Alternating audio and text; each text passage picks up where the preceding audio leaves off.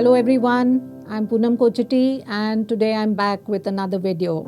So today I have another book, but I'm not going to do storytelling the way one would normally do, read out the whole book at one stretch, because I'm going to talk about certain skills.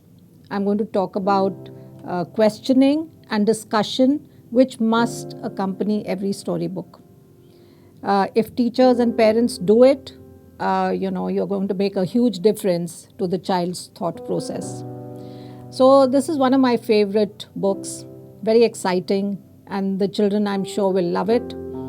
I personally tried this out with grades 1 to 3, and it was amazing. The responses were fantastic. So the name of the book is Fluffy and Scruffy, A Tale of Two Kittens. Now, even before you open the book, I asked the children, why do you think the cats have been named Fluffy and Scruffy? And the responses started coming in because one looks clean, the other looks, really dirty and messy. And you can focus on the little details, like that little pink bow on Fluffy's head and all the mice jumping on Scruffy. And you can probably discuss some more details about the appearance of the two cats. So here goes. So here they are, Scruffy and Fluffy, sunbathing on a wall.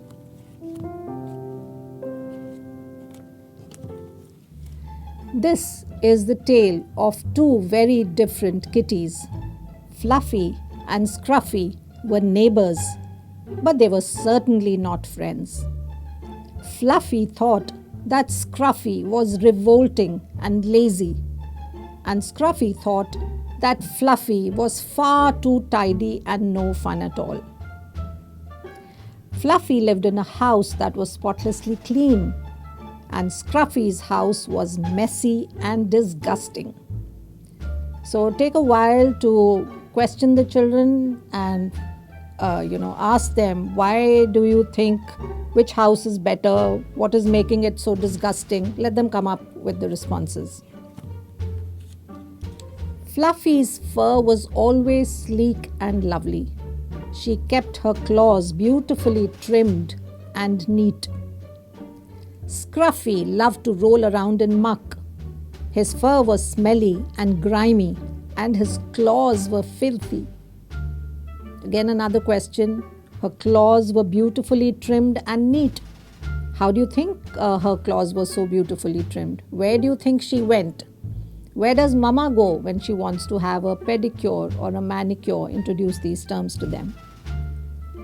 Fluffy ate delicious food from a delicate china bowl. And Scruffy ate absolutely everything he could find, wherever he could find it. Fluffy liked to keep busy, mostly grooming and tidying. Scruffy was extremely lazy and would sleep as much as possible.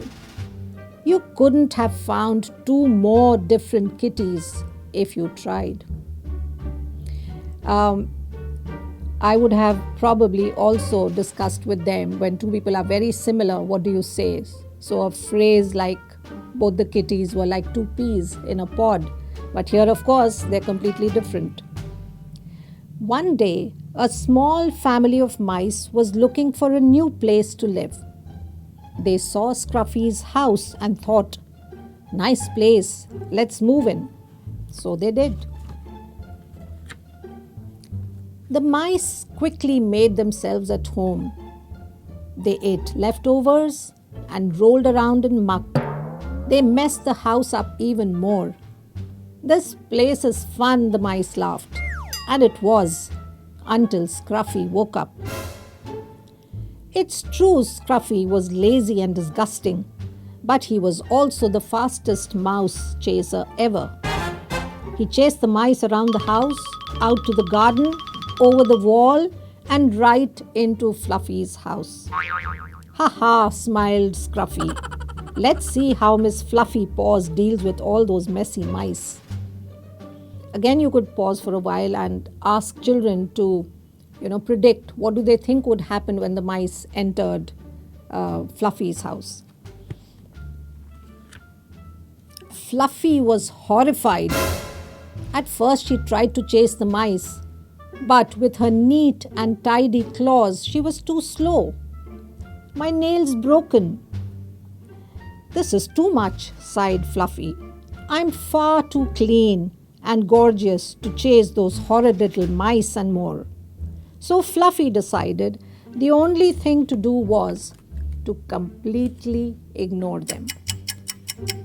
The mice were delighted. They were having the time of their lives. They raided the fridge. They danced until dawn. More and more and more mice came to join in the fun. Again, take a while to discuss what's happening. After the mice had scoffed all of Fluffy's delicious food, they sang rude songs really loudly. It kept Fluffy awake all night long. So she moved out of her noisy house and into the garden. "Mice are not nice," Fluffy said sadly. The mice were so loud, even Scruffy couldn't sleep. When he saw Fluffy in the garden, he actually felt sorry for her.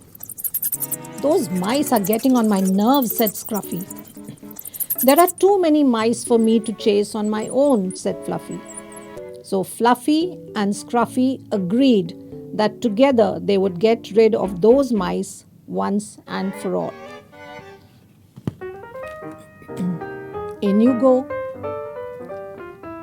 First, Fluffy rolled in muck to disguise herself as Scruffy. What's that? A comb. Next, Scruffy cleaned himself up to look more like Fluffy. "I'm so clean. Here, put on my bow." Now both cats were ready to trick those messy mice. They crept back into the house to put their clever plan into action. "Those mice will think I am you, Fluffy." Fluffy hid under the stairs while Scruffy went to find the mice. The mice didn't recognize Scruffy at all. "We're too fast for you," they said cheekily. "Fluffy can't catch us. Nah. "That's what you think," said Scruffy. Then he pounced, and Scruffy chased those pesky mice all around the house. "Fluffy can't catch us. That's not Fluffy. Run!" They ran downstairs and into what they thought was a safe, dark corner. "Big mistake," shouted Fluffy as she slammed shut the lid of the big box she was hiding behind. I'll refer to one of my earlier videos on 3-letter words. So as I said, they're everywhere. And if you look at this particular page, the lid, we've done this. The big box, again, this has been done. So you can see when you read storybooks and you've already done certain words in the class, it would be good to maybe point them out as well, or ask children to point out the words they recognize. "No more messy mice. We did it." The two kittens cheered. They picked up the box and posted it to the most far-off place that they could think of. And what's written on the box? "To Hawaii or somewhere very far away." Again, get the children to, identify where Hawaii is and probably locate it on the world map. Afterwards, Fluffy decided that she quite liked being a little grubby and that rolling in muck was fun. And Scruffy agreed that being cleaner and eating delicious food wasn't as bad as he thought. So Fluffy and Scruffy became friends as well as neighbors. Again, pause, look at the picture and ask the children to comment. So you can see a much neater and cleaner Scruffy combing his hair, and there's a mirror kept next to him, sitting on a cushioned mat, while Fluffy has, bits of muck on his body, and you can see his footprints, muddy footprints. And here are the rats, probably in Hawaii. So ask the kids what they're doing, the various activities that they're doing. And they never saw any of those grubby little mice ever again. And as I normally do, the end. So there's another thing that you must have noticed, that there's a lot of language learning that happens when you do storytelling. And in this book, there's tons of words that you could focus on. In the first starting of the book, you had the words revolting, for instance. You had the words spotlessly clean, messy and disgusting, and then trimmed and neat, and smelly and grimy. And they were having the time of their lives. So you have a lot of phrases as well, which again children pick up when they hear the language that is read out to them, or that they read on their own. And my final word before we wrap up this video: never end a storytelling session without talking about how it relates with the children's lives and what they have picked up from the book. So, for instance, two seemingly different looking cats and end up becoming friends. So this book is about friendship.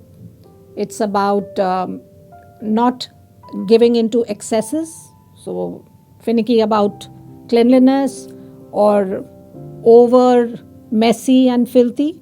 So one needs to strike a balance. Yeah, so children love being read out storybooks, and once they start reading it on their own, of course, as they read, the language will automatically develop. So I hope you've had a good time watching this video, and do post your comments and suggestions.